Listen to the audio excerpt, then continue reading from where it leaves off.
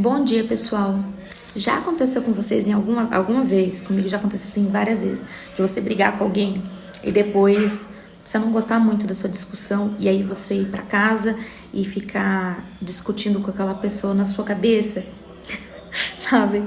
E dando respostas pra aquela pessoa pra você ganhar a discussão. Eu fazia muito isso quando eu era adolescente. Às vezes eu tava em alguma situação e eu começava a discutir com aquela pessoa, com alguma pessoa, e eu falava alguma coisa que eu não achava legal. Eu falava, nossa, por que eu falei aquilo? Aí eu chegava em casa, eu refazia, sabe, do começo, toda a discussão. Aí eu começava a falar, na minha mente, tá? Ninguém ouvia isso. E eu ganhava. E às vezes eu até sonhava depois com a briga, de tanto que eu ficava pensando naquilo, naquela briga, naquela discussão, porque eu queria. E hoje aconteceu exatamente isso comigo. Eu fui dormir pensando em algo, e aquilo tava tão forte na minha cabeça que eu sonhei. Mas não foi com uma briga, mas foi com uma indignação que eu estava no meu coração. E eu acabei sonhando com aquilo.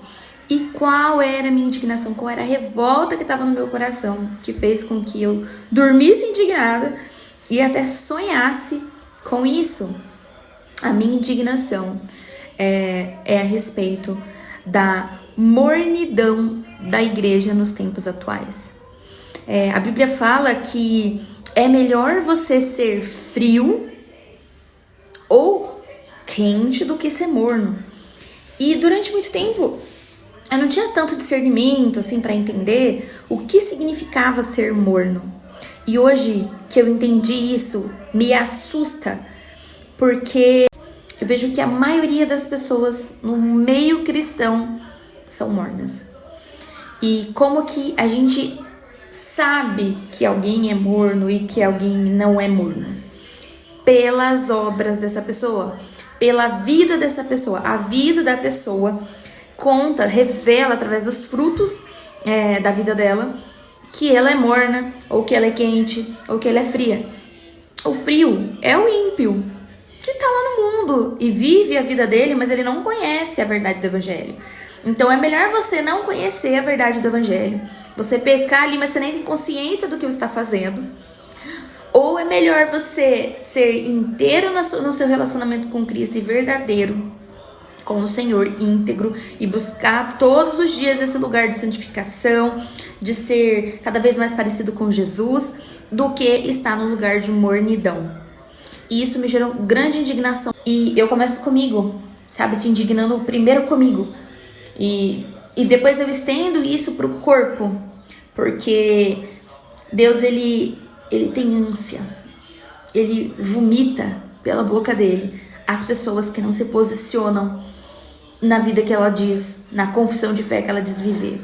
Então ela fala que ela é cristã, ela fala que ela é de Deus, ela vai à igreja, ela vai todos os domingos, ela serve na casa de Deus, mas a vida dela não é só de viver as verdades do Senhor. Ela dá uma misturadinha, sabe? Sabe quando você pega um prato de comida? Imagina que você pegou aí um fondue com frutas e chocolate e tá delicioso, mas aí de repente você pega um pouquinho de, sei lá, de poeira do chão e joga ali por cima. Você conseguiria comer? Eu não conseguiria comer. E às vezes a nossa vida é assim para Jesus. Jesus vem e a gente quer oferecer um culto inteiro pro Senhor, porque o culto é algo que a gente oferece, tá? Não é algo que você vai na igreja para depois sair reclamando de tudo. Não, o culto é algo que você oferece para Deus. Se o seu culto foi ruim, aí é com você, porque é o culto que você entrega pro Senhor, tá? Então, vamos dizer que você foi lá e você é esse fondue cheio de frutas e doce, chocolate que você tá entregando para Jesus. Só que no meio desse fondue tem pecados ocultos, sabe? Tem uma vida de mentira, tem um nada a ver, sabe? Nada a ver eu andar seminua, nada a ver eu querer que as pessoas me olhem de uma maneira vulgar, que homens me desejem. Nada a ver eu misturar a minha vida com Deus, com a vida no mundo. Então eu sou o famoso crente Raimundo, o pé na igreja, um pé no mundo. E isso começou a gerar muita indignação em mim, porque há um bom tempo eu tenho buscado isso no Senhor. O Senhor tem me incomodado com esse estilo de vida. E Ele tem falado: Fernanda, eu quero uma oferta verdadeira, inteira. Uma oferta que não venha contaminada com outras coisas. Caim e Abel é o maior exemplo disso. Abel ofereceu o melhor que ele tinha para o Senhor. E o Senhor conhecia o coração de Abel. Ele sabia que aquela oferta ela era inteira por causa das intenções do coração de Abel. Deus estava vendo a intenção do coração de Abel. E ele recebeu a oferta de Abel. Mas de Caim, ele não recebeu. Por quê? Porque ele entendia que não era inteira, que o coração de Caim estava contaminado. Ele não queria agradar o Senhor. Ele queria cumprir ali um ritual que ele já tinha um hábito de fazer. Era de oferecer uma oferta a Deus. E ele foi lá e cumpriu o que ele tinha para fazer, mas Deus rejeitou aquela oferta, porque ele não estava sendo inteiro na entrega dele. E muitas vezes nós estamos vivendo como Caim. A nossa entrega, a nossa vida, ela não está sendo entregue de maneira inteira para o Senhor. E a gente vai ao culto para ficar olhando as pessoas, para ficar julgando, apontando a vida das pessoas. E não para cultuar aquele que nós dizemos viver, entregar a nossa vida e seguir. E Jesus, ele fala assim: aquele que quer vir após mim, negue-se a si mesmo, tome a sua cruz e siga-me. E o negar-se a si mesmo não pode ser algo ruim na sua cabeça. Se você olha o negar-se a si mesmo como algo ruim, você vai acabar vivendo um evangelho medíocre. Porque você não está entendendo qual é a intenção de Jesus quando ele está falando para você: negue-se a si mesmo. Ele está falando assim: abra a mão de você. Mas em que sentido? Olhe para dentro de você, seja honesto com você. Há algo de bom em você que não venha do Senhor? A nossa carne, o nosso anseio sempre vai ser pelas coisas pecaminosas. Sempre vai ser levantar um altar para nós mesmos. O nosso anseio sempre vai ser querer viver num lugar onde a gente satisfaz as nossas vontades. Mas quando Cristo nos convida a negarmos a nós mesmos, Ele está dizendo assim: negue a você para que você possa viver plenamente de mim. Ai, Jesus, isso é maravilhoso. Porque nós somos criados para glorificar a Deus, para dar glória ao Senhor. E se o Senhor nos criou com esse intuito de oferecer, de dar glória, de glorificar o nome dEle, significa que quando a gente vive essa plenitude, essa verdade de glorificar o Senhor em tudo que nós fazemos, na nossa vida, no culto que a gente oferece, no estilo de vida que a gente busca ter, significa que nós vamos encontrar satisfação plena no Senhor. Significa que nós iremos nos alegrar. A felicidade que a gente tanto busca, a gente vai alcançar, porque a gente vai estar cumprindo aquilo que a gente nasceu para viver, que é glorificar Jesus, que é glorificar o Pai. E o Pai sendo glorificado, nós seremos mais felizes, estaremos mais satisfeitos no Senhor, porque esse é o propósito pelo qual nós somos criados, para glorificar a Deus e se alegrar em Deus. Se alegrar na glorificação do nosso Senhor. Só que eu não tenho visto isso. Mas honestamente, não interessa se eu estou vendo isso ou não. Mas interessa que Deus tem visto isso. Deus tem visto a nossa mornidão. Deus tem visto o nosso medo de se posicionar.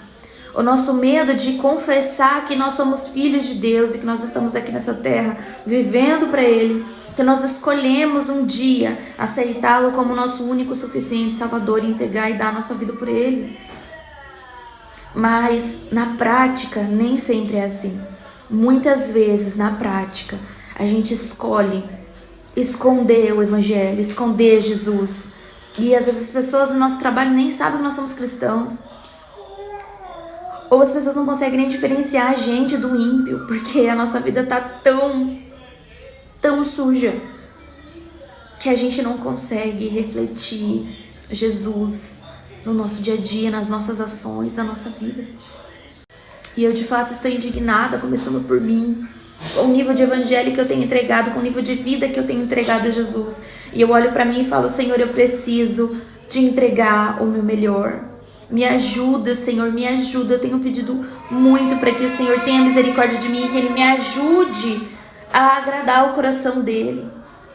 Que Ele me ajude a viver um evangelho verdadeiro, transformado, onde eu tenho um coração limpo, onde eu ofereço uma oferta, a minha vida como oferta e sacrifício ao Senhor, com o coração puro e mãos limpas, onde eu estou limpo por inteiro, onde é agradável ao Senhor me receber, porque não está contaminado com o pecado. Em Lucas 11:37 fala assim: ao falar Jesus essas palavras, um fariseu o convidou para uma refeição na sua casa. Entrando na casa, Jesus tomou lugar à mesa. O fariseu admirou-se ao ver que Jesus não tinha se lavado antes de comer.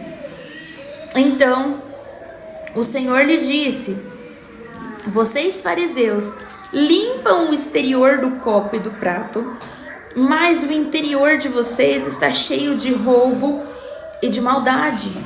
Seus tolos! Quem fez o exterior não é o mesmo que fez o interior? Mas deem como esmola o que está dentro do copo e do prato, e tudo lhe será limpo. Ai de vocês, fariseus, porque vocês dão o dízimo da hortelã, da arruda e de todas as hortaliças, mas desprezam a justiça e o amor de Deus. Vocês deveriam fazer essas coisas sem omitir aquelas. Ai de vocês, fariseus, porque gostam da primeira cadeira nas sinagogas e das saudações nas praças. Ai de vocês, que são como as sepulturas invisíveis, sobre os quais as pessoas passam sem perceber. Eles apresentavam ali uma maneira de viver muito linda. Alguns até se vestiam extremamente bem, com roupas caras, mas eles gostavam mesmo, era do primeiro lugar nas sinagogas. E quantos pastores a gente não vê que vive isso hoje em dia? Eles estão atrás de dinheiro. Ai de nós, se a gente não permitir que o Senhor limpe o nosso interior. Seremos como sepulcros caiados, seremos como sepulturas invisíveis. As pessoas vão olhar para nós e ver uma falsa vida, de um evangelho falso, mas por dentro estaremos como pessoas ocas, sem nada para oferecer a Deus. E o Senhor também fala sobre a hipocrisia. Jesus fala assim em Lucas 12, por exemplo. Jesus começou a dizer, antes de tudo, aos seus discípulos. Não foi primeiro para a multidão. Jesus está dizendo para você, para mim primeiro: cuidado com o fermento dos fariseus, que é a hipocrisia. Cuidado com a vida de mentira. Cuidado com a mornidão. Cuidado. Cuidado com o nível de evangelho que você tem vivido. Cuidado com a vida que você diz levar, mas tem medo de se posicionar. Se importa muito mais com aquilo que as pessoas vão dizer a seu respeito do que aquilo que o Senhor está dizendo ao seu respeito. Cuidado. Você que se diz cristão, mas tem vergonha do evangelho. Cuidado, você que se diz cristão, mas acha brega ser crente. Acha brega viver as verdades pregadas aqui nessa Bíblia. Cuidado. Nós precisamos ter muito temor, gente. Nós precisamos ter muito temor pela vida que a gente diz viver com o Senhor. A gente precisa ter muito temor para viver com o nosso Deus. Por isso eu digo: Senhor, tende misericórdia de nós. Olhe para nós, Senhor. Olhe para a nossa geração, Senhor. Olhe para nós como igreja. Tenha misericórdia da tua igreja, Senhor. Porque nós temos vivido um evangelho medíocre. Porque a igreja tem estado morna. A igreja tem estado morna. Como que a gente pode se contentar em viver sujo? Como é que a gente pode olhar para nós e não nos incomodarmos com a sujeira nos altares? Mas se a gente aceita a sujeira que está no altar, de pessoas que estão vendendo o evangelho, hoje você tem que pagar para assistir um culto. Gente, eu não tô falando do serviço, mas você tem que pagar 300, 400, 2.000. Hoje você tem que pagar 5.000 reais para ver o pastor pregar, para ouvir o pastor trazendo uma palavra de um evangelho que foi te dado gratuitamente. E eu não tô falando, gente, eu não tô falando que você tem que parar a sua empresa, que você tem que parar de trabalhar, de fazer as suas palestras. Eu tô falando para você não misturar o altar com o seu lugar de trabalho.